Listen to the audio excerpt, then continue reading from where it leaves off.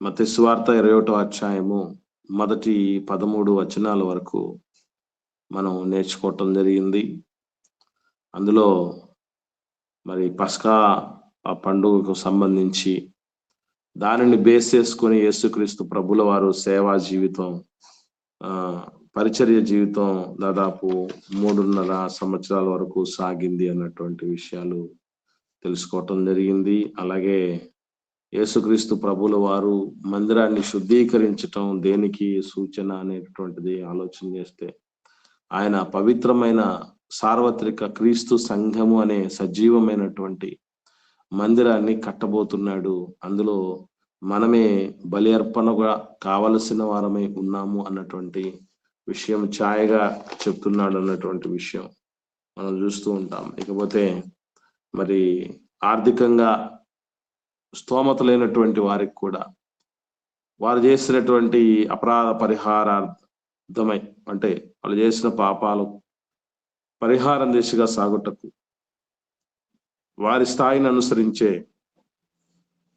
పక్షులను, పౌరాలను, గోపిల్లను అర్పణగా ఇవ్వచ్చు అన్నటువంటి ఆ వెసలుబాటు దేవుడు కల్పించాడు. అలాగే ఎక్కడి నుంచో దూర ప్రాంతం నుంచి వచ్చి ఆరాధించడానికి వస్తున్నటువంటి వాళ్ళు మరి వారు ఆ గొర్రెలను, గొడ్లను, ఈ గువ్వలను, పక్షులను తీసుకురావటం సవాల్తో కూడిన విషయాన్ని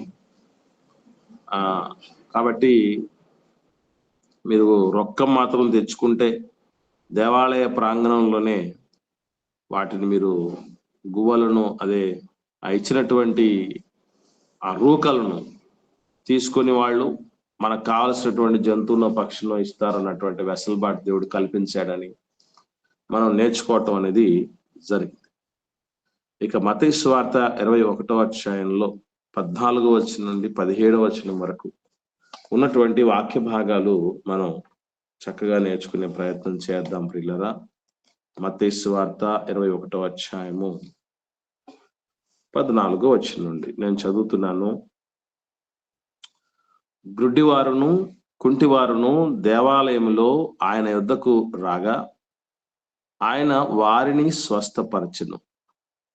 కాగా ప్రధాన యాజకులను, శాస్త్రులను ఆయన చేసిన వింతలను, దావీదు కుమారునికి జయము అని దేవాలయములో కేకలు వేయుచున్న చిన్న పిల్లలను చూచి కోపముతో మండిపడి, వీరు చెప్పుచున్నది వినుచున్నావా అని ఆయనను అడిగిరి.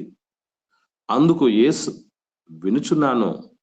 బాలుర యొక్కయు చంటి పిల్లల యొక్కయు నోట స్తోత్రము సిద్ధింపజేసితివి అను మాట మీరెన్నడూ చదవలేదా అని వారితో చెప్పి వారిని విడిచి పట్టణము నుండి బయలుదేరి బేతనియకు వెళ్ళి అక్కడ బస చేసెను. ఇవి ఈ 4 వచనాల్లో ఉన్నటువంటి విషయాలు పిల్లరా. ప్రాముఖ్యంగా 14వ వచనంలో మనం చూడగలిగితే యేసుక్రీస్తు ప్రభుల వారు యెరూషలేములో చేసినటువంటి చివరి స్వస్థత కార్యక్రమాలుగా వీటిని మనం భావించవచ్చు. ఎందుకంటే ఆ తదుపరి యెరూషలేములో ఇటువంటి స్వస్థత కార్యక్రమాలు ఏం జరగలేదు. ఇకపోతే గుడ్డివారు, కుంటివారు దేవాలయంలో యేసు ప్రభు దగ్గరికి రావటం జరిగింది అన్న మాటలు మనం చూస్తాం. ఇక్కడ గుర్తుంచుకోవాల్సిన విషయం ఏంటంటే, దేవాలయానికి, ఈ గుడ్డివారికి, కుంటివారికి, అలాగే మత్తయి సువార్తలో రాయబడినటువంటి సందర్భాలకి గుడ్డివారికి, కుంటివారికి చాలా దగ్గర సంబంధాలు ఉన్నాయి. ఏంటంటే, మనం మత్తయి సువార్తలో గమనించగలిగితే తరచుగా ఈ గుడ్డివారిని గురించి, కుంటివారిని గురించినటువంటి ప్రస్తావన మనం చూడగలం. అందు మాత్రమే కాకుండా చరిత్రలో దేవుని సన్నిధికి అహరోను సంతతిలో నుండి లేవీలు ఎవరైతే ఉంటున్నారో ఆ అహరోను సంతతిలో ఉన్నటువంటి ఈ లేవీలు ఎవరైతే ఉన్నారో వాళ్ళు దేవుని మందిరంలో, దేవుని సన్నిధిలో సేవ చేయటంలో ఎవరైతే గుడ్డి వాళ్ళు ఉంటారో, ఎవరైతే కుంటి వాళ్ళు ఉంటారో, ఎవరైతే కొన్ని రకాలైన లోపాలు కలిగిన వాళ్ళే ఉన్నారో వాళ్ళు అనర్హులుగా పేర్కొనబడింది. కొన్ని సందర్భాల్లో దేవుడి ఆలోచనలు మానవుడికి అందవు.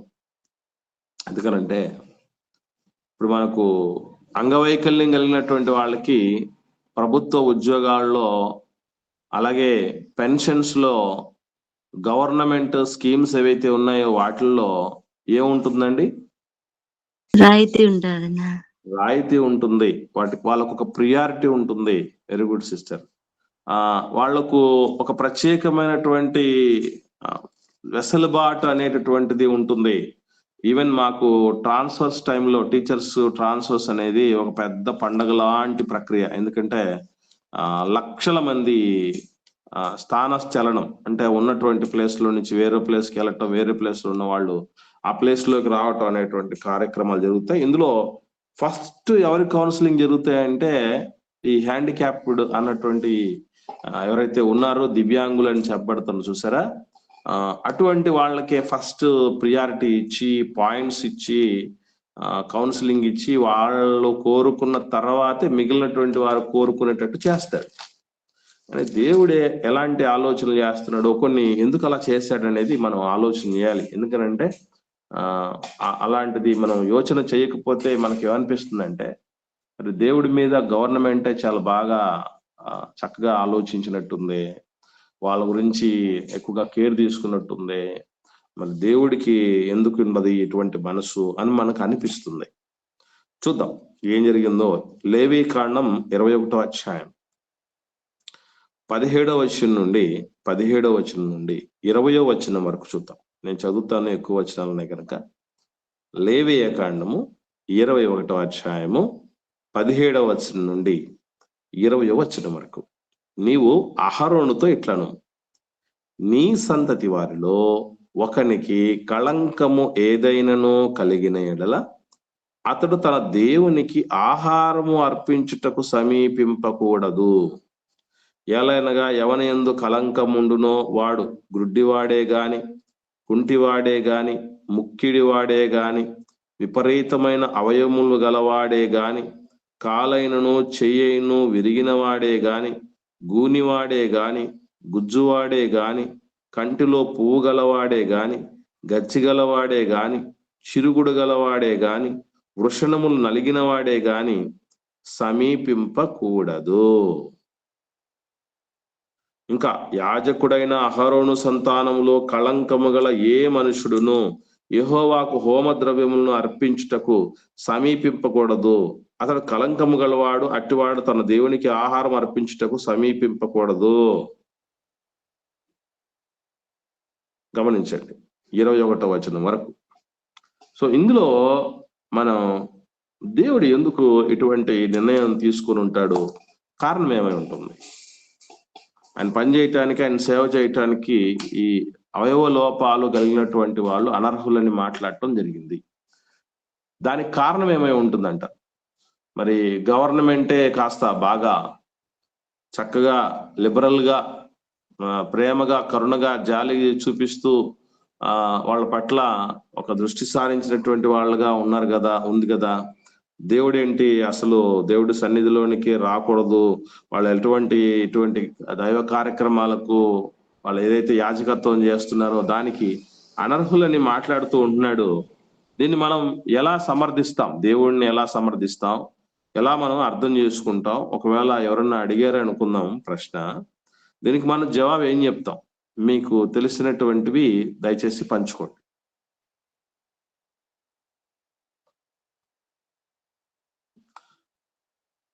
మాట్లాడండి బ్రదర్స్, సిస్టర్స్, ఎవరైతే ఉన్నారో వాళ్ళు లైన్ లో. తెలిసిన వాళ్ళు మీకు తెలిసిన విషయాలు పంచుకోండి దయచేసి. సమయం ఎక్కువ కాకుండా, పోనివ్వకుండా మీరు స్పందించాలని మనం చేస్తున్నాం. త్వరగా.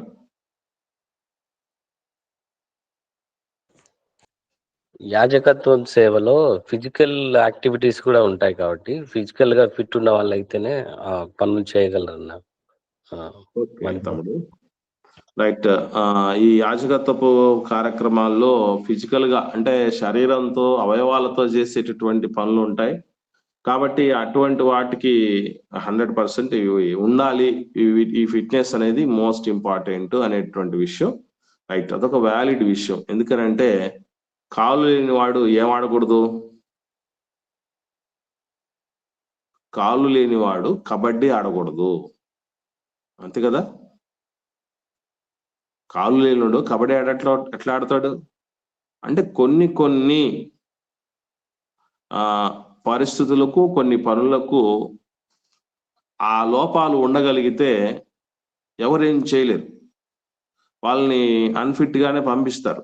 ఇప్పుడు మీకు విషయం తెలుసో తెలీదో, పోలీస్ డిపార్ట్మెంట్ ఉంది. పోలీస్ డిపార్ట్మెంట్ లో, ఆర్మీలలో మీరు గమనిస్తే వినికిడి పరీక్ష పెడతారు, తెలుసా మీకు? వినికిడి పరీక్ష పెడతారు. అట్లాగే కంటి పరీక్ష కూడా ఉంటది. ఎందుకంటారు? చిన్న శబ్దాలు కూడా విని గుర్తుపట్టాలని, దూరముగా ఉండే వాటిని కనుగొని సేఫ్ అవ్వాలని. Very good sister. అంటే ఇక్కడ మీరు గమనించాల్సిన విషయం ఏంటంటే, కొన్ని ఎమర్జెన్సీ డిపార్ట్మెంట్ లో లైఫ్ అండ్ డెత్ కు సంబంధించినటువంటి డిపార్ట్మెంట్స్లలో వాళ్ళకు ఏం చూడరు అనమాట. ఏదో వాళ్ళు లోపాలు ఉన్నోళ్ళు కదా, వాళ్ళు కొంచెం మనం ప్రియారిటీ ఇద్దాం, వాళ్ళకి కొంచెం రిజర్వేషన్స్ ఇద్దాం, వాళ్ళకు ప్రాధాన్యత ఇద్దామని ఎంటర్టైన్ చెయ్యరు. కొన్నింటికి మాత్రమే, అవి ఉన్నా లేకున్నా పెద్దగా ఇబ్బంది ఏం లేదు అన్నటువంటి పరిస్థితి ఉన్నప్పుడు మాత్రమే అలాంటి జాబ్స్ అనేది ఇవ్వడం జరుగుతుంది. అంటే ఇక్కడ మీరు గుర్తుపెట్టుకోగలిగితే, దేవుడు ఏ పనికైతే మానవుణ్ణి వాడాలనుకుంటున్నాడో ఆ పనిలో మానవుని యొక్క సంపూర్ణ సమర్పణ ఉండాలి. ఆపాద మస్తకం, మనం పాట ఇదిగో దేవా నీకు అంకితం, ఆపాద మస్తకం అంట కదా, ఇదిగో దేవా నా జీవితం ఆపాద మస్తకం నీకు అంకితం అని. అంటే అన్ని అవయవాలకు సంబంధించినటువంటి ఆ ఫిట్నెస్ ఉండాలి. ఎందుకంటే అన్ని అవయవాలతో దేవుడి సేవతో ముడిపడుతుంది. అందుకు మరి అవయవాలు లేనటువంటి వాడికి పని లేదు. గుర్తుపెట్టుకోండి. ఇంకో విషయం ఏంటంటే, మనందరూ తెలుసుకోవాల్సిన విషయం, అవయవ లోపాలు గల వాళ్ళని దేవుడు పుట్టిస్తున్నాడంటే మనం ఎలా పాజిటివ్ గా ఆలోచించాలి? ఈ పాట ఎప్పుడన్నా విన్నారా లేదో మీరు? ఎవరికన్నా గుర్తుంటే చెప్పండి. పని లేదని గుర్తించుకోవాలని పాట ఉంది. అవయవాలు నీకు లేకపోతే పని లేదని నువ్వు గుర్తించుకోండి. పని లేదు, దానికి తాలూకు పనే తగ్గిపోయింది. పని తగ్గిపోతే మనకు మనకు సంతోషం ఉంటుందా, బాధ ఉంటుందా అని చెప్పండి? అదే ఉంటుంది. పని తగ్గితే సంతోషం అండి. పని అనేది తగ్గిపోయింది అనుకోండి, ఇప్పుడు మరి ఇంట్లో చేసే పనులు, బయట చేసే పనులు మనం ఉన్నాం, ఆ చేసే పనుల్లో కాస్త వెసలుబాటు కలిగింది, ఊరట కలిగింది, పని తక్కువైంది. పని తక్కువైతే సంతోషం కాదా? పని తక్కువైనా మనకు ఫలం వస్తుంది అనుకో, ఇంకా సంతోషం కదండి. అంటే దేవుడు కొన్ని అవయవాలు ఒకవేళ మనిషికి తీసేసి భూమి మీద పంపిస్తున్నాడంటే దాని ద్వారా కలిగేటటువంటి మంచి గాని చెడు గాని నీకు సమస్య లేదు. ఇంకో విషయం ఏంటంటే, అవయవాలతో మనం ఎక్కువ మూట కట్టుకునేది పాపమా పుణ్యమా? పాపాన్ని మూట కట్టుకుంటాం. పాపాన్ని మూట కట్టుకుంటాం. కాబట్టి దాని ద్వారా వచ్చే పాపమంతా కూడా మనకు లేకుండా పోతుంది కదా, నష్టం లేకుండా పోతుంది కదా, కీడు లేకుండా పోతుంది కదా, శిక్ష లేకుండా పోతుంది కదా, అది సంతోషమే కదా. కాబట్టి అవయవ లోపాలు దేవుడు ఉన్నటువంటి వాళ్ళని భూమి మీద పంపిస్తున్నాడంటే అర్థం ఏంటంటే, మీకు దాని తాలూకు పని లేదు. పని లేనప్పుడు ఇంకా దేవుడి సేవలో కూడా పని లేదు కాబట్టి నువ్వు వద్దు, రిలాక్స్ అయిపో, సాధారణ ప్రజలుగానే ఉండిపో అనే విషయం అని దేవుడు చెప్పాడు. ఇది మొదటి విషయం. అయితే రెండవ విషయం ఏంటంటే, ఇది ఛాయ. పాత నిబంధనలో చెప్పబడినటువంటి విషయాలన్నీ ఒక నీడ లాంటివి. దాని తాలూకు నిజం అనేది ఒకటి ఉంటుంది, ఒక సత్యం అనేది ఉంటుంది. ఆ సత్యం ఏంటంటే, శారీరకంగానే ఫిట్ గా లేనటువంటి వ్యక్తి దేవుడి సేవకు అనర్హుడని దేవుడు చెప్తున్నాడంటే, ఇక శరీరము కంటే మిన్నయైన గొప్పదైనటువంటి శరీరమును జీవింపజేస్తున్నటువంటి ఆత్మీయ జీవితానికి, గమనానికి దేవుడు ఇంకెంత ఫిట్నెస్ చూస్తాడు అనేది మనం అందరం గమనించాలి. ఇప్పుడు ఒక చిన్న విషయం చెప్తాను. ధనవంతుడు చనిపోయిన తర్వాత శిక్షకి వెళ్ళిపోయాడు, పాతాళంలో అగ్నిజ్వాలలో యాతన పడేదానికి వెళ్ళిపోయాడు. లాజర్ గారు చనిపోయిన తర్వాత నెమ్మది పొందే స్థలానికి వెళ్ళాడు. ఇంతకు లాజర్లో ఏమి లేదు ఏముంది? ధనవంతుల్లో ఏమి లేదు ఏముంది? ఏం గమనించారు? లాజర్ వందనాలనా? వందనాలమ్మా. లాజర్ గారిలో ఆరోగ్యం లేదునా అమ్మా, భౌతికమైన ఆరోగ్యం లేదు. ఓకే. ధనవంతుడిలో ఆరోగ్యం ఉంది. ధనవంతుల్లో ఆరోగ్యం ఉంది. Very good. ఇంకమ్మా, ఇంకొక దానికి వ్యతిరేకంగా ఇంకోటి చెప్పచ్చు మనం.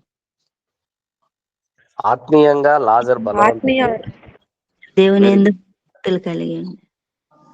లాజరు ఆత్మీయంగా ఫిట్ పర్సన్, ధనవంతుడు ఆత్మీయంగా అన్ఫిట్ పర్సన్. అంటే ఇప్పుడు దేవుడు ఏం చూస్తాడనమాట? శారీరక ఫిట్నెస్ ను దేవుడు పరిగణలోనికి తీసుకోడు. ఒకవేళ అలా తీసుకునేవాడై ఉంటే అసలు నెమ్మది పొందు స్థలానికి లాజరు వెళ్ళేవాడు కూడా కాదు. అవునా కాదు? కురుపులతో నిన్నటువంటి వాడు నా సన్నిధికి, అంటే సదాకాలం సంతోషించడానికి, నెమ్మది పొందటానికి ఈ కురుపులు ఉన్నటువంటి వాడు అనర్హుడు అని అనుకుంటే దేవుడు అక్కడ రప్పించుకునేవాడే కాదు. కాబట్టి మనం గుర్తుపెట్టుకోవాల్సిన విషయం ఏంటంటే, దేవుడు ఏ ఫిట్నెస్ చూస్తాడు అని అంటే ఒక్కటే, ఆత్మీయమైనటువంటి స్పిరిచువల్ ఫిట్నెస్ అనేది చూస్తాడు దేవుడు.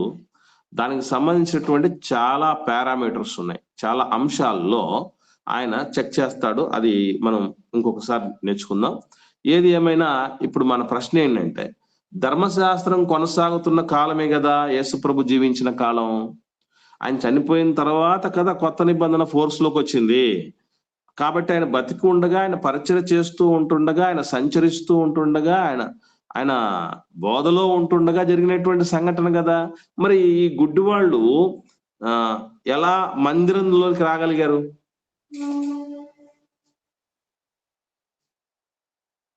ఆ ప్రశ్న అర్థమైందండి మీకు? దేవాలయంలోనికి ఈ గుడ్డివాళ్ళు కుంటి వాళ్ళు వచ్చున్నారు, దేవాలయంలోనే యేసు ప్రభు దగ్గర స్వస్థత పొందారు అని మనం చూసాం కదా. మరి వాళ్ళు ఎలా రాగలిగారు? ఎందుకంటే చాలా స్ట్రిక్ట్ గా దేవుడు ఇటువంటి వాళ్ళని అసలు సమీపించకూడదని చెప్పాడు కదా. దీన్ని ఎలా మనం అర్థం చేసుకోవచ్చు? వాళ్ళు భిక్షం ఎత్తుకుంటూ గుడి బయట ఉన్నారన్న, చూపు పొందిన తర్వాత గుడి లోపలికి వెళ్ళింది. ఓకే, ఇంకా రైట్. దీనికి సంబంధించినటువంటి వివరణ మనం తెలుసుకోవాల్సినటువంటి ఆవశ్యకత ఉంది. అదేంటో మనం చూద్దాం. ఇదే లేవీ కాండం 21వ అధ్యాయంలో కంటిన్యూ చేద్దాం. 22 నుంచి చూద్దాం. 22 నుంచి చివరి వరకు. అతడు అతి పరిశుద్ధమైనవే గాని తన దేవునికి అర్పింపబడు ఏ ఆహార వస్తువులను అతడు తినవచ్చు. అర్పించకూడదు, అక్కడ పని చేయకూడదు, కానీ తినొచ్చు. అంటే దేవుడి నుంచి మన ప్రసాదం అంటారు కదా, ప్రసాదం లాంటిది దేవుడి సన్నిధిలో నుంచి ఏదైతే అందించబడుతోందో దాన్ని తీసుకోవచ్చు, అతను తినొచ్చు. ఇంకా మెట్టుకు అతడు కళంకము గలవాడు గనుక అడ్డుతెర ఎదుటికి చేరకూడదు, బలిపీఠమును సమీపింపకూడదు. అంటే ఇక్కడ గుర్తుపెట్టుకోవాల్సిన విషయం ఏంటంటే, దేవాలయంలో కొన్ని ప్రదేశాల వరకు కొందరికి అనుమతిని అనుగ్రహించడం జరిగింది, వెసలుబాట్లు ఇవ్వటం జరిగింది. మీకు బాగా అర్థం కావటానికి ఎగ్జాంపుల్ మనం ఆలోచన చేస్తే, యెషయా గ్రంథం 56వ అధ్యాయం 7వ వచనం మనం ఇంతకుముందు చదివాం కదా, ఇప్పుడు చదువుదాం మళ్ళీ ఒకసారి. ఈ చదివిన తర్వాత మనకు ఒక విషయం స్ట్రైక్ అవ్వాలి. అదేంటో చూద్దాం. చదవండి ఒకరు. యెషయా గ్రంథం 56వ అధ్యాయం 7వ వచనం. నా ప్రార్థనా మందిరము వారిని ఆనందింపచేయును, నా బలిపీఠము మీద వారు అర్పించు దహన బలులను నాకు అంగీకారములగును. నా మందిరము సమస్త జనులకు ప్రార్థనా మందిరం అనబడును. ఇప్పుడు సమస్త జనులకు అని చెప్పబడినటువంటి దాన్ని మనం ఏమని నేర్చుకోవడం జరిగింది? సమస్త జనులకు అంటే ఎవరెవరు వస్తారండి? అందరూ వస్తారా లేదా? అందరూ వస్తారు. ఇంకా క్లారిటీగా మనకు మార్కులు మనం ఇంతకుముందు చూసాం, సమస్తమైన అన్ని జనులకు ప్రార్థనా మందిరం అనబడినని. అంటే అన్యజనులు కూడా దేవుని సన్నిధిలో ఒకానొక ప్రదేశం వరకు రావచ్చు. అన్యజనులు రావచ్చు. అన్యజనులతో పాటు ఈ అన్యజనులు ఏ ప్రదేశంలో అయితే ఉండే ఆగిపోతారో అంత ముందుకు రాకుండా ఆ ప్రదేశంలోనే ఈ అవయవ లోపాలు ఉన్నటువంటి వాళ్ళు కూడా రావచ్చు. దీనికి ఒక ఎగ్జాంపుల్ మనం చూడగలిగితే నపుంసకుడు ఉన్నాడు కదండి మనకు. ఈ ఐథియోపియా దేశపు రాణి క్రింద ధనాగారం అంతటి మీద నపుంసకుడు అయినటువంటి వ్యక్తి ఉన్నాడు కదా. అతడు కూడా ఏం చేస్తాడు? యెరూషలేములో ఆరాధించడానికి వెళ్ళేసి వస్తున్నాడు మనం చదివాం కదా. ఇప్పుడు మీకు ఎప్పుడైనా డౌట్ వచ్చిందో లేదో, ఇతడు అన్యజనుడు కదా, యూదుడు కాదు కదా, ఇశ్రాయేల్ కాదు కదా, మరి ఆరాధించడానికి ఎలా వెళ్ళగలిగాడు అని అంటే దానికి కారణం ఇదే. ఏమిటది? అన్యజనులు కూడా దేవుని సన్నిధానానికి ఒక్క ప్లేస్ వరకు వెళ్ళొచ్చు, ఆ తర్వాత ముందుకెళ్ళటానికి లేని పరిస్థితి ఉంది అన్నది ఆ ప్లేసుల్లోనే ఈ అన్యజనులు గాని ఈ అవయవ లోపాలు గల వాళ్ళు గాని వచ్చి ఆరాధించుకుని వెళ్ళేవాళ్ళు. ఈ క్రమంలోనే అతడు కూడా వచ్చి ఆరాధించుకుని వెళ్ళాడు. అటు ఇలా దేవుడు ఇంత స్ట్రిక్ట్ గా చెప్పాడు కనుకనే దావీదు గారు కాలంలో జరిగినటువంటి ఒక సంభవం చూస్తే చాలా ఆశ్చర్యం అనిపిస్తుంది. ఒకసారి మనం చూద్దాం. సమూయేలు 2వ గ్రంథంలో 5వ అధ్యాయం 8వ వచనం చూద్దాం. సమూయేలు 2వ గ్రంథం 5వ అధ్యాయము 8వ వచనం ఒకరు చదవండి. యెబూసీయులను హతము చేయి వారందరూ నీటి కాలువపైకి వెళ్లి దావీదునకు హేయులైన గ్రుడ్డి వారిని కుంటి వారిని హతము చేయవలెనని చెప్పెను. అందును బట్టి గ్రుడ్డి వారును కుంటి వారును ఉన్నారు. అతడు ఇంటిలోనికి రాలేడని సామెత పుట్టెను. దావీదు ఆ కోటలో ఇక్కడ మీరు గమనించండి, దావీదునకు హేయులైన గ్రుడ్డివారు కుంటివారు అన్నాడు. ఇక్కడ జాగ్రత్తగా గమనించాలి. ఇక్కడ దావీదు గారికి గుడ్డోళ్ళు కుంటోళ్ళు అంటే ఎందుకు హేయులయ్యారు అంటే వారు యుద్ధం చేయలేని వాళ్ళు కదనా. వాళ్ళు యుద్ధం చేయలేదు కాబట్టి దావీదు గారికి హేయులయ్యారు. Very good. ఓకే అమ్మా. ఇంకా చెప్పండి, ఎందుకు అంత పెద్ద మాట చెప్పాల్సి వచ్చింది? అంత గొప్పగా మంచి గొప్ప చక్రవర్తిగా పిలువబడినటువంటి వాడు, ఆయన వంశంలో నుంచే లోకరక్షకుడు సృష్టికర్తే వచ్చినటువంటి పరిస్థితి. దావీదు గారి గురించి ఎన్నో సందర్భాల్లో దేవుడు చాలా పాజిటివ్ గా చెప్పిన సందర్భాలు మనకు తెలుసు. చాలా గొప్పవాడు, వ్యక్తిత్వం కలిగినటువంటి వాడు దావీదు గారు, మనకు అందరికి తెలుసు. కానీ దావీదు గారికి గుడ్డోళ్ళు కుంటోళ్ళు అంటే హేయం ఏంటి? ఎందుకు వచ్చింది ఆ పరిస్థితి ఆయనకి? దీనికి కారణం సిస్టర్ ఒక మాట చెప్పారు, సుజాత సిస్టర్. వాళ్ళు యుద్ధం చేయలేరు కాబట్టి ఆయనకు హేయులయ్యారండి. అలాగంటే మరి ఇంట్లో ఉండే ఆడవాళ్ళు కూడా యుద్ధం చేయలేరు, చిన్నపిల్లలు యుద్ధం చేయలేరు, ముసలోళ్ళు యుద్ధం చేయలేరు. మరి వాళ్ళందరినీ కూడా ఆయన హేయంగా ఎంచుకుంటాడా? లేకపోతే దీనికి ఇంకో కారణం ఏమైనా ఉండి ఉంటుందా? ఎవరైనా? దావీదును దేవుడు ఎన్నుకున్న ఉద్దేశం వచ్చేసి యుద్ధాలు జరిగించాలి ఆయన ద్వారా అన్నది కూడా కాబట్టి ఖచ్చితంగా యుద్ధానికి అయితే ఫిజికల్ గా ఫిట్ ఉన్న వాళ్ళైతేనే అర్హులు కాబట్టి ఆ ఉద్దేశంతో చెప్పిండు. ఓకే ఓకే తమ్ముడు, రైట్. ఇక్కడ మీరు గమనించాల్సిన విషయం ఏంటంటే, ఇప్పుడు వాస్తవంగా ఇది సెకండరీ రీజనే. ఇప్పుడు వాళ్ళని హతం చేయించినటువంటి పరిస్థితి కూడా వచ్చిందట, వాళ్ళు చంపించేసిన పరిస్థితి కూడా వచ్చిందట. వాళ్ళ యుద్ధానికి పక్కన పెట్టేస్తే తీసుకోకుండా సరిపోద్ది కదా, వాళ్ళని వదిలేస్తే. కాకపోతే వాళ్ళని చంపించేసిన పరిస్థితి కూడా ఎందుకు వచ్చిందంటే ఒక్కటే గుర్తుపెట్టుకోండి, దేవుని ప్రతినిధులందరూ కూడా పాత క్రొత్త నిబంధనలో ఎటువంటి తత్వంతో మెలుగుతారని గమనిస్తే, నా దేవుడు ఏదైతే నాకు హేయమని చెప్తాడో అవి నాకు కూడా హేయములే.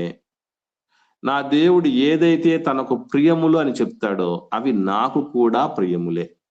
ఎప్పుడైనా గుర్తుపెట్టుకోండి, దేవుని సంబంధులకు, దేవుని భక్తులకు స్వయం చిత్తం స్వచిత్తం ఉండకూడదు. స్వచిత్త త్యాగం చేసిన వాళ్ళే ఉండాలి.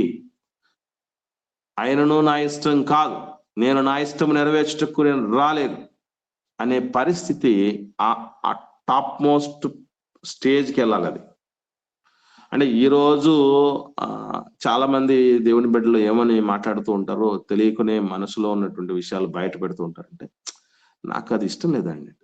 ఎవరికి ఇష్టం లేదు? నాకు ఇష్టం లేదండి. వాళ్ళు ఇష్టం లేదండి. నాకు ఇష్టం లేదండి. నాకు పంటి వాళ్ళంటే పడదండి, వీళ్ళంటే పడదండి. నీకు నాకు నచ్చేవి మనకు బాగా నచ్చేటువంటి పరిస్థితి. మనకు నచ్చినవే మనకు నచ్చుతాయి. మన మనసుకు నచ్చినటువంటివి మనకి ఇష్టాలు అవుతాయి. మన మనసుకు నొచ్చుకున్నటువంటి వాటివి మనకు హేయములు అవుతాయి. అది కాదు. ఇది మనం క్రమక్రమంగా ఏం చేసుకోవాలి? మన ఇష్టాలను చంపుకుంటూ పోవాలి. దేవుడి ఇష్టానికి జీవం పోసుకుంటూ రావాలి. చిన్న ఎగ్జాంపుల్ చెప్తాను మీకు అర్థం కావటానికి. ఇప్పుడు తెల్లవారే లేచి ప్రార్థన చేసి దేవుడి సన్నిధిలో ఇట్లా దాదాపు ఎంత తక్కువ సమయం అనుకున్నా 1.5 hour ఈ విధంగా దేవుడి సన్నిధిలో తెల్లవారి టైంలో ఉండటం అనేది మనం స్వతహాగా మానవమాత్రులముగా ఆలోచన చేస్తే, భక్తిపరులంగా కాదు, మానవమాత్రులుగా ఆలోచన చేస్తే ఇష్టం ఉంటుందా? ఇష్టం ఉండదు.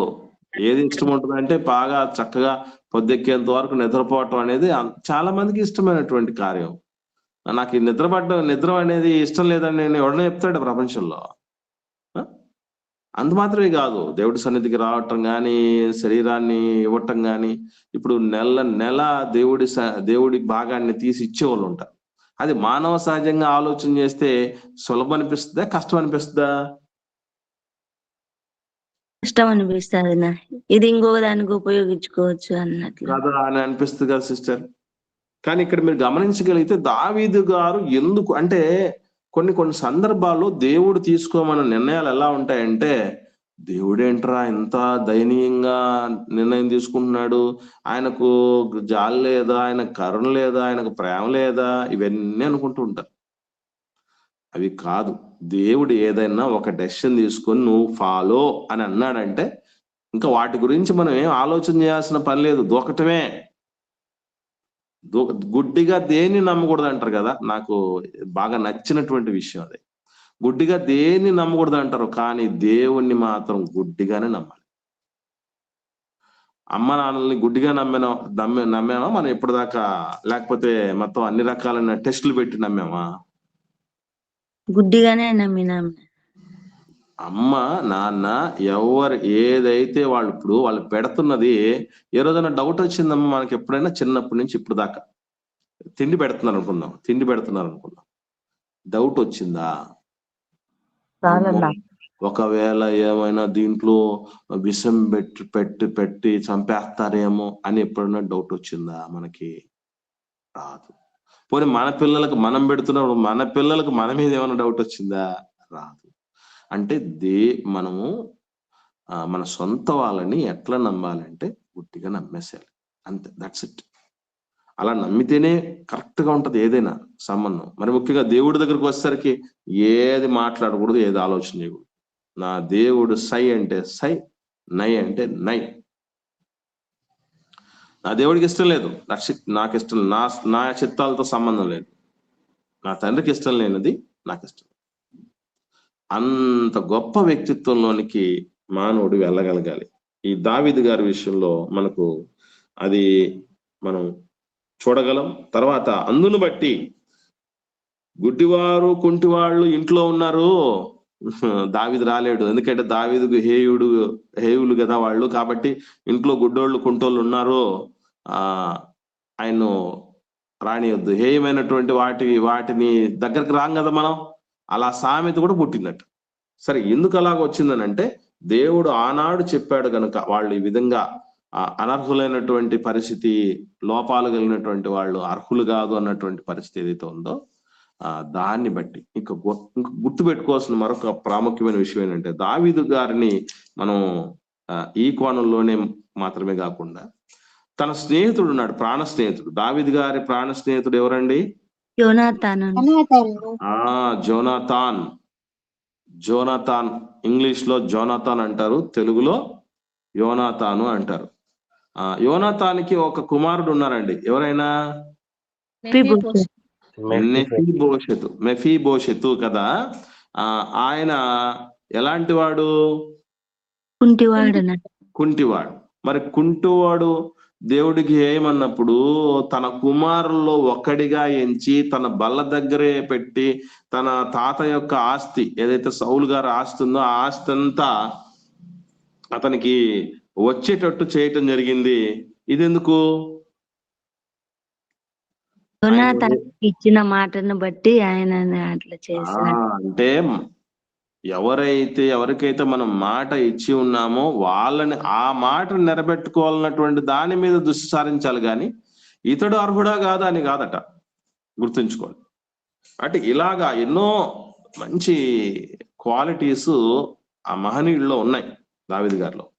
రైట్. ఏది ఏమైనా ఇక్కడ గుర్తుంచుకోవాల్సిన విషయం ఏంటంటే దేవుడు కొన్ని గొప్ప కార్యాలకు అన్ని రకాలైనటువంటి అర్హతలు కలిగిన వాళ్ళనే ఎన్నుకుంటాడు.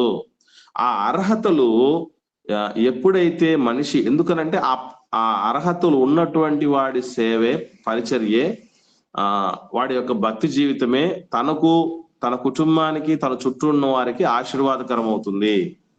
అలాగని దేవుడు కొన్ని లోపాలు ఉన్నటువంటి వాళ్ళని పూర్తిగా దూరం చేయలేదు. కొంతవరకు మాత్రమే ఆయన పర్మిట్ చేయటం జరిగింది, లిమిటెడ్ చేయటం జరిగింది. ఆ కొంత దాటిన తర్వాత మాత్రమే, ఆ కొంతవరకు దాటిన తర్వాత మళ్ళీ వాళ్ళకి వెసులుబాట్లు ఉన్నాయి. వాళ్ళు ప్రసాదాలు తీసుకోవడానికి అర్హత ఇవ్వటం జరిగింది. వాళ్ళు ఆవరణంలోనే ఉండి ఒక ప్రదేశంలోనే ఉండి ఆరాధించుకొని వెళ్ళొచ్చు. ఈ క్రమంలోనే యేసు ప్రభు దగ్గరికి గుడ్డి వాళ్ళు కూడా రావటం జరిగింది. ఇది మనం గుర్తుంచుకోవాలి. రైట్. తర్వాత 15వ వచనానికి వద్దాం. మత్తయి సువార్త 21వ అధ్యాయం 14వ వచనం అయిపోయింది. 15వ వచనంలో, కాగా ప్రధాన యాజకులు శాస్త్రులు ఆయన చేసిన వింతలు, దావీదు కుమారునికి జయము అని దేవాలయంలో కేకలు వేయుచున్న చిన్నపిల్లలను చూచి కోపంతో మండిపడి, వీరు చెప్పుచున్నది వినుచున్నావా అని యేసు ప్రభుని అడిగారు. అసలు ఈ శాస్త్రులు పరిసయ్యుల యొక్క మనస్తత్వం వీళ్ళ రోలే ఇక మీదట చాలా చాలా కీలకంగా తెర మీదకి రాబోతోంది. యేసు ప్రభును అప్పగించి సంహరించేటటువంటి దానిలో వీళ్ళ పాత్ర కీలకంగా రాబోతుంది. వాస్తవంగా ఈ సందర్భం జరిగినప్పుడు శాస్త్రుల పరిసయ్యుల యొక్క మనోభావం ఎలా ఉందో అంటే, ఈ పస్కా పండుగలో మంటలాదివారం సమయంలో జయము అన్నటువంటి పరిస్థితుల్లో అన్ని జరుగుతున్నప్పుడు ఈ శాస్త్రుల పరిసయ్యులు ఏమనుకున్నారు అన్నటువంటి విషయం మనకు మార్కు సువార్తలో రాయబడింది. ఒకసారి చూద్దాం. 11వ అధ్యాయం మార్కు సువార్త 18వ వచనం చూద్దాం. మార్కు సువార్త 11వ అధ్యాయం 18వ వచనం. శాస్త్రులను ప్రధాన యాజకులను ఆ మాట విని జన సమూహమంతయు ఆయన బోధకు బహుగా ఆశ్చర్యపడుట చూచి ఆయనకు భయపడి ఆయన నేలాగు సంహరించుదమా అని సమయము చూచుచుండిరి. గమనించండి, ఇక్కడ ఏం చేస్తారట? యేసు ప్రభుల వారు నా దేవుని మందిరాన్ని సమస్తమైన అన్యజనులకు ప్రార్థనా మందిరం అన్నదాటువంటి దాన్ని మీరు చదవలేదేమరా, ఎలా జాగ్రత్త పరచుకోవాలో మీకు తెలియదా అని చెప్తూ మీరు దాన్ని దొంగలుగా చేస్తారు అని యేసు ప్రభుల వారు చాలా తీక్షణమైనటువంటి కోపంతో దేవుని ఇంటిని కూర్చున్న ఆసక్తితో మండిపడుతున్నప్పుడు శాస్త్రులు ప్రధాన యాజకులు యేసు ప్రభుల యొక్క మాటలు విని జన సమూహం అంతా యేసు ప్రభు బోధకు ఆశ్చర్యపడటం చూచి భయపడిపోయారు.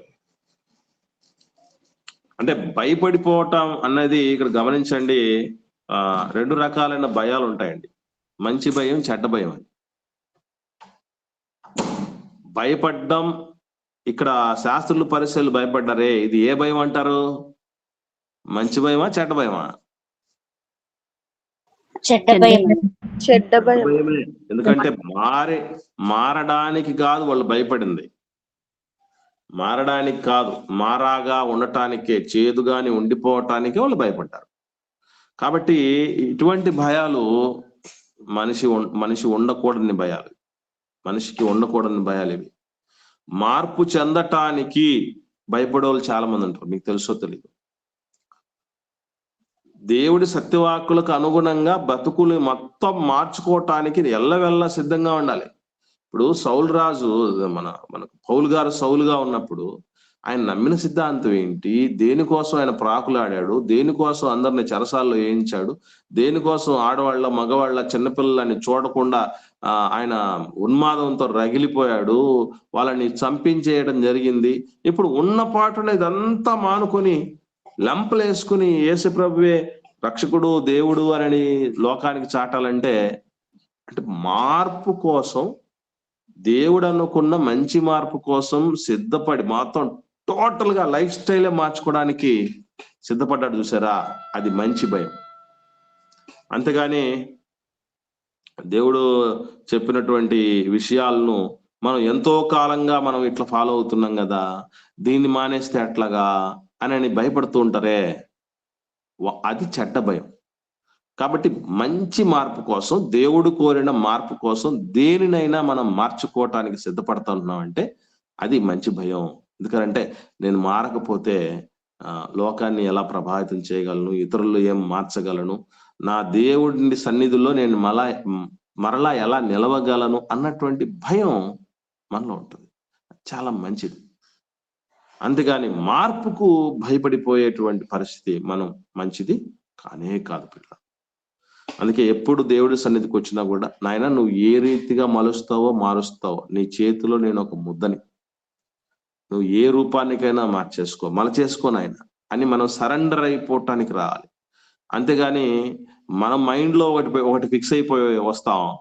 మనం అనుకున్నటువంటి దానికి అనుగుణంగా దేవుడు ఉన్నాడు అనుకుంటేనే మనం సెట్ అయిపోతాం తప్ప, మనకు అనుకున్నటువంటి దానికి వ్యతిరేకంగా ఉంటే వెనక్కి వచ్చేస్తాం. ఫర్ ఎగ్జాంపుల్, ధనవంతుడు, అధికారిగా ఉన్నటువంటి, యవనస్తుడుగా ఉన్నటువంటి ఒక వ్యక్తి యేసు ప్రభు దగ్గరికి పరిగెత్తుకుంటూ వచ్చి నిత్య జీవానికి వారసుడు అవ్వాలంటే నేను ఏం చేయాలని అడిగాడు. కానీ యేసు ప్రభులు వారు మరి నిత్య జీవానికి వారసుడు అవ్వాలంటే ఇలా చేయాలని చెప్పినప్పుడు ఆయన దానికి సరెండర్ అవ్వాలా. ఎందుకంటే మార్పుకు భయపడ్డాడు. నేను ఉన్నదంతా పేదలకు ఇచ్చేసి మరలా నేను సంపాదించుకోవడానికి నాకు టైం ఇవ్వకుండా మళ్ళీ యేసుప్రభును వెంబడించమంటే నన్ను బికారిగా అమ్మని చెప్తాడా యేసుప్రభు? ఇంతవరకు నేను సంపాదించుకున్నది నా తాత ముత్తాతల ఆస్తో, నేను లేకపోతే కడుపు కట్టుకోనో, లేకపోతే రకరకాలైనటువంటి ఆశలన్నీ చంపుకోనో, నేను పైసా కూడబెట్టి ఈ స్థాయికి వచ్చి ఒక అధికారిగా ఉండి ఎంతో చదువుకొని ఎన్నో కష్ట నష్టాలకు వచ్చి ఈ స్థితిలో ఉండి ఇంత సంపాదించుకుని ఉంటే ఉన్నదాన్ని ఎంత ఉన్న పాటను పోగొట్టుకొని నన్ను బికారిగా తిరగమని చెప్తాడు యేసుప్రభు. అమ్మో ఈ మార్పు నాకొద్దు. అది భయం. ఏ మార్పుకైనా సిద్ధపడిపోతారు. దేవుడు మాట్లాడకపోయినా కూడా, జక్కయ్య రెడీ, నాది ఆస్తిలో సగం ఇచ్చేస్తాను, ఎవరి దగ్గర అన్యాయంగా తీసుకుని ఉంటే మిగిలినటువంటి 4 ఇచ్చేస్తాను అనే మాటలు. అంటే ఒక మాటలో చెప్పాలంటే జక్కయ్య గారు దేనికోసం సిద్ధపడ్డాడంటే, మనం బాగా విషయం అర్థం కావటానికి ఒక లెక్క అనుకుందాం. ఆయన దగ్గర ఒక 10 రూపాయలు ఉందనుకుందాం. జక్కయ్య గారి దగ్గర కోటీశ్వరుడు, డబ్బులు బాగున్నాడే, కాకపోతే అర్థం కావటానికి చెప్తున్నా. ఒక 10 రూపాయలు ఉందనుకుందాం. ఆస్తిలో సగం బేదలకు ఇస్తున్నా అంటే ఎంత ఇస్తున్నట్టు? 5 రూపాయలు 5 రూపాయలు ఇచ్చినట్లు. ఇప్పుడు ఎవరి దగ్గరైనా అన్యాయంగా తీసుకున్నాను అనుకుంటే 4 రెట్లు ఇచ్చేస్తానంటే, ఉదాహరణకి 1 రూపాయి అన్యాయంగా తీసుకున్నాను అనుకుందాం. ఆయన ఇప్పుడు ఎంత ఇవ్వాలి? మళ్ళీ 5 రూపాయలు ఇవ్వాలి. 5 రూపాయలు ఇచ్చారు. ఇచ్చినటువంటి తీసుకున్నటువంటి అన్యాయంగా తీసుకున్న 10 రూపాయలు, అది ప్లస్ దానికి 4 ఎక్స్ట్రా వేయాలి. ఇప్పుడు ఆయన దగ్గర ఎంత మిగిలి ఉంది? 5. అన్యాయంగా తీసుకున్నది రూపాయి అనుకున్నా కూడా ఎంత ఇచ్చేసేయాలి? మొత్తం ఆ 5 రూపాయలు కూడా ఇచ్చేయాలి. అంటే దేనికి ప్రిపేర్ అయిపోయి చెప్పండి ఆయన? అంతా పోగొట్టుకోవడానికి, అంతా పోగొట్టుకోవడానికి ఆయన ప్రిపేర్ అయిపోయాడు. అది మార్పు అంటే. మార్పుకు భయపడకూడదు. దేవుడు కోరిన మంచి మార్పుకి ఎవ్వరం భయపడకూడదు. గుర్తుపెట్టుకో. Okay, right. ఇది మీకు ఎందుకు చెప్తున్నానంటే, శాస్త్రులు పరిసయ్యులు మారని వారు.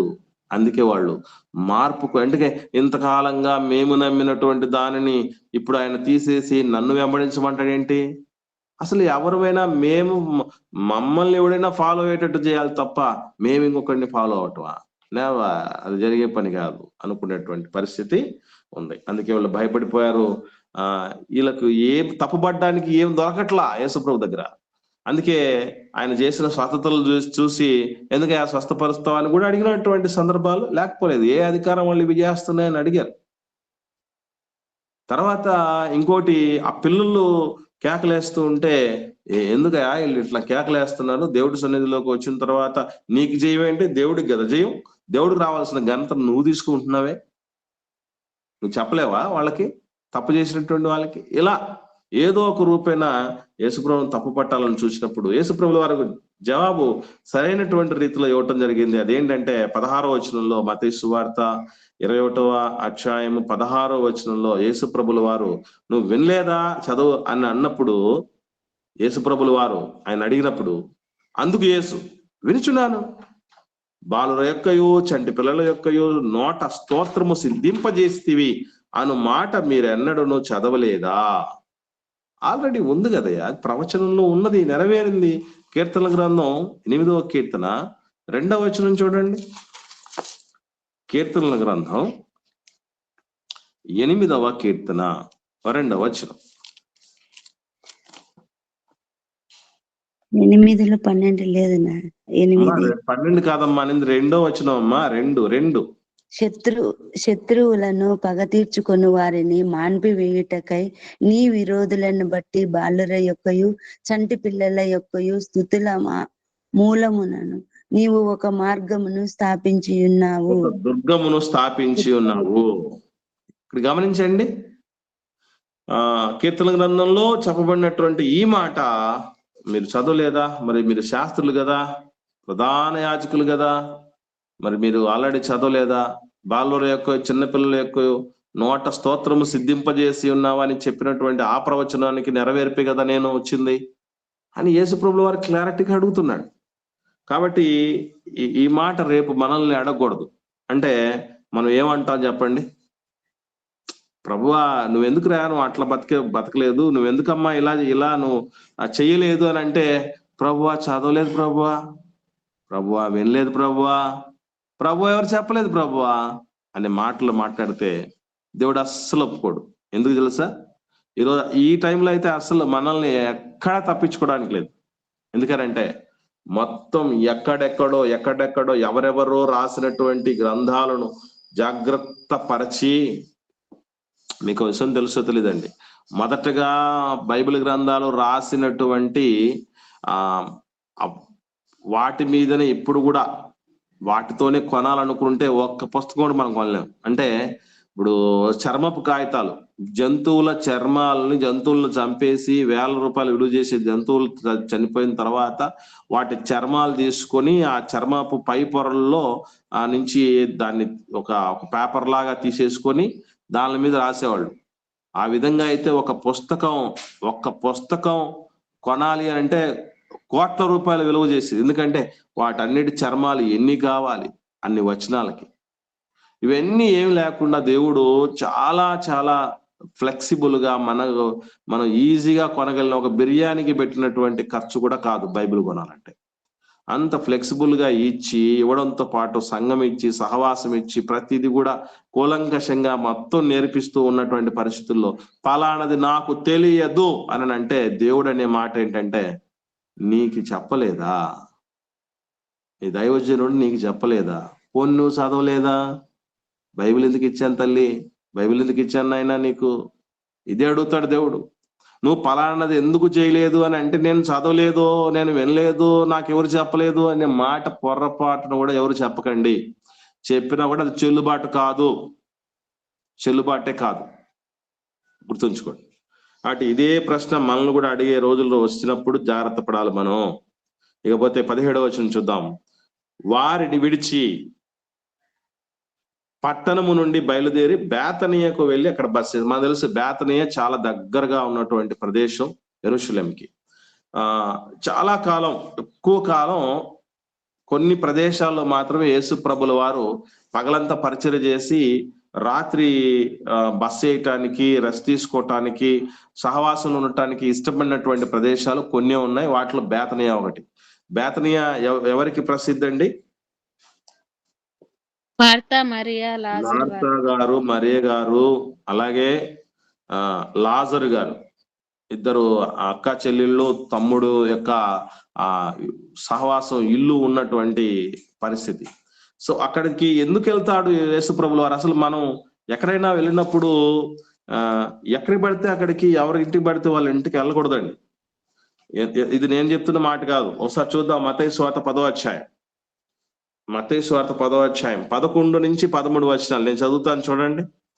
మత్తయి సువార్త 10వ అధ్యాయం 11 నుంచి 13 వచనాలు. మరియు మీరు ఏ పట్టణంలోనైనా గ్రామంలోనైనా ప్రవేశించినప్పుడు, ప్రవేశిస్తే పట్టణాలలో ప్రవేశిస్తాం, లేదంటే గ్రామాలలో ప్రవేశిస్తాం. మనం అలా ప్రవేశించినప్పుడు ఏం చేయాలి అంటే, అందులో ఎవడు యోగ్యుడో విచారణ చేసి అక్కడ నుండి వెళ్ళు వరకు అతని ఇంటనే బస చేయండి. ఆ ఇంటిలో ప్రవేశించు ఇంటి వరకు శుభమని చెప్పండి. ఆ ఇల్లు యోగ్యమైనదైతే మీ సమాధానం దాని మీదికి వచ్చును, అది అయోగ్యమైనదైతే మీ సమాధానం మీకు తిరిగి వచ్చును. అంటే యోగ్యుల దగ్గరికే వెళ్ళగలగాలి. యోగ్యులు అంటే అర్థం ఏంటి? మాట్లాడండి ఒకరు, బ్రదర్స్ గాని సిస్టర్స్ గాని. యోగ్యులు అంటే ఏంటండి అర్థం? మంచివారు, మంచి భక్తులు, మంచివారు. ఇంకమ్మా మంచి ప్రవర్తన గలవారు. మంచి ప్రవర్తన గలవారు. ఇంకా ప్రయోజకులు. అన్నా ప్రయోజకులు. ప్రయోజకులు. ఓకే. ఇంకా వందనాలు బ్రదర్, చెప్పండి. దేవుని యందు భయభక్తులు గలవారు. దేవుని యందు భయభక్తులు గలవారు. Very good. ఇంకా అర్హత కలిగిన వారు. అర్హత కలిగినటువంటి వాళ్ళు. ఇంకా అన్ని విషయములలో అర్హత కలిగిన వారు. అన్ని విషయాల్లో యోగ్యతలు అర్హతలు కలిగిన వాళ్ళు. Very good. ఇంకా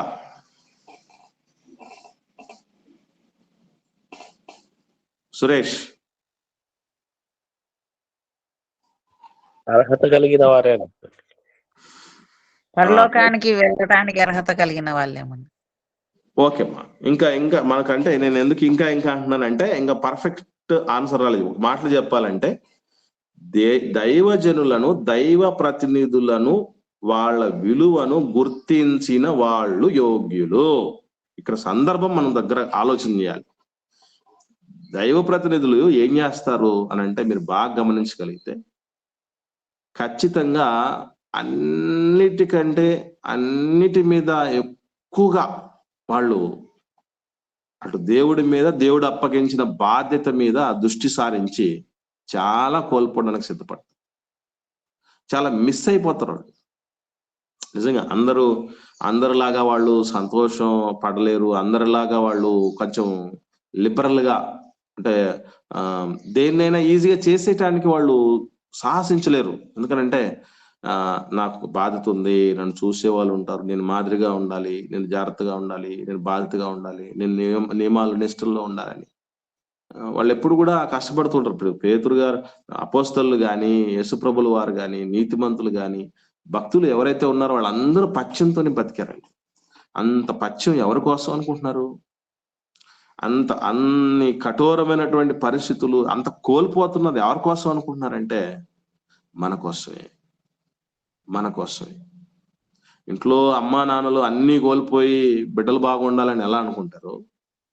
ఒక దైవజనుడు, సత్యమైనటువంటి దేవుడు మనసు ఎరిగిన దైవజనులు అలాగే అనుకుంటారు. కాబట్టి ఇంకా వాళ్ళకు ఉన్నటువంటి బాధల, ఇరుకుల, ఇబ్బందుల అవన్నీ ఆలోచన చేయరు. మన బాధలు ఎన్ని చెప్పి ఉంటామండి మన పిల్లలకి? మన బాధలు మన పిల్లలకి ఎన్ని చెప్పి ఉంటాం? మహా అంటే ఏవో కొన్ని చెప్పేస్తుంటాం తప్ప అన్ని చెప్పం. ఎందుకనంటే బిడ్డలు బాధపడతారేమో, వాళ్ళని ఎందుకు బాధ పెట్టాలి, మనకి ఎప్పుడు ఉండేటివిలే అనుకుంటూ ఉంటారు. అలా ఎన్నెన్నో దిగమింగుకొని ఉన్నటువంటి వాళ్ళు గనక వాళ్ళ విలువని ఎరిగిన వాళ్ళు యోగ్యులు. వాళ్లకు చేసుకుంటే, వాళ్ళను చూసుకుంటే మనం దేవుణ్ణి చూసినట్టే, ప్రభువును చూసినట్టే అన్నటువంటి స్థితిలో ఎవరైతే వెళ్ళగలుగుతారో వాళ్ళు శ్రేష్ఠులు, వాళ్ళు యోగ్యులు అని అర్థం అన్నమాట. కాబట్టి అలాంటి యోగ్యత బేతనీయలో ఉన్నటువంటి సహోదరిమణులకు, సహోదరుడికి ఉంది. ఈరోజు అదే బేతనీయ లాంటి పరిస్థితుల్లో మన ఊరుందనుకుందాం. ఆ ఊరిలో మార్తా మరియా, లాజరు గారి లాంటి పరిస్థితి మనలో ఎంతమందికి ఉంది, ఇది మనం చెక్ చేసుకోవాలి. అందుకే ఆయన మాటికి వెళ్తారంటే వాళ్ళ విలువను గుర్తించినటువంటి వాళ్ళు. నిజంగా వాళ్ళు ఎంత బాగా చూసుకున్నారంటే, లాజరు గారు చనిపోయిన తర్వాత కూడా పరుగున యేసుప్రభుల వారు వెళ్ళిపోవడం, చాలా మంది చనిపోయారు. ఆయన శిష్యుల్లో చాలా మంది చనిపోయారు పరిచయం చేస్తున్నప్పుడు. కనీసం వాళ్ళ గురించి మెన్షనింగ్ కూడా లేదు. కానీ లాజరు గారు చనిపోగానే వెళ్ళిపోయినటువంటి పరిస్థితి ప్రభువు వెళ్ళి అక్కడ అద్భుత కార్యం చేసినటువంటి సందర్భం మనకు తెలుసు. ఇలా ఒకటిగా. కాబట్టి యోగ్యత అనంటే దైవ ప్రతినిధుల విలువ ఎరిగినటువంటి స్థితిలో ఎవరైతే ఉంటారో వాళ్ళు చూసుకునే విషయాల్లో కావచ్చు, వాళ్ళకు ప్రియారిటీ ఇచ్చే విషయం, వాళ్ళ మాట వినే విషయం కావచ్చు, అన్నింటిలో కూడా ఒక స్థాయి ఎరిగినటువంటి వాళ్ళు, వారికి కలిగినటువంటి సముచిత స్థానం ఇవ్వగలిగినటువంటి కుటుంబమే యోగ్యమైన కుటుంబం. అందుకే బేతనియాకు యేసుప్రభుల వారు వెళ్ళిపోతారు. సో ఇది ఇప్పటి వరకు ఉన్నటువంటి విషయాలండి. మత్తయి సువార్త 21వ అధ్యాయం 14 నుంచి 17 వరకు. ఇక మిగిలినటువంటి భాగాలు మనం రేపటి దినాన మనం నేర్చుకుందాం. ఇంతవరకు విన్న వాటిలో ఎవరికైనా ఏమైనా సందేహాలు ఉంటే దయచేసి అడగండి.